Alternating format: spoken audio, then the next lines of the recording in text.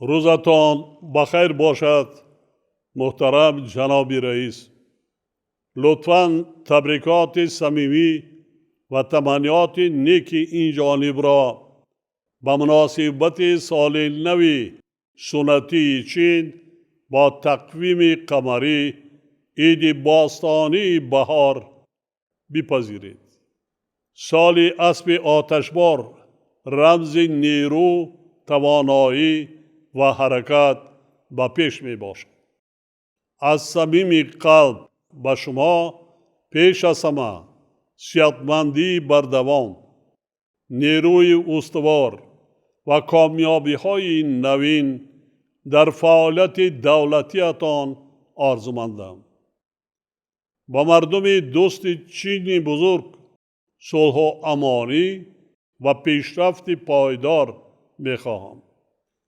جمهوری مردمی چین تا امروز در ساحه‌های گوناگون حیات به کامیابی‌های بی‌نظیر نائل گردیده است.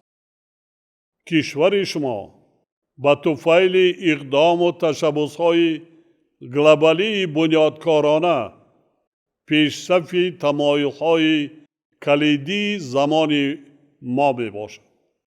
ما از این دستاوردهای همسایه نزدیک و با اعتماد خود خوشحالیم.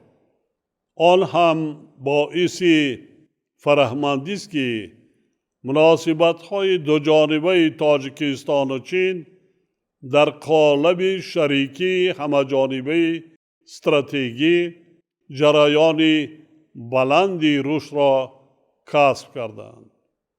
همزمان با این کشورهای ما در چارچوب ساختارهای بین المللی و منطقوی بسیار جانبه در هم آهنگی زیچ همکاری دارند.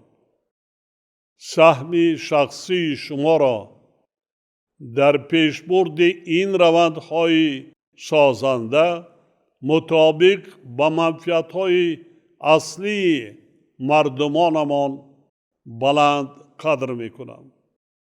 در این سمت به همکاری سرمحصول می‌باید با شما امید می‌بندم.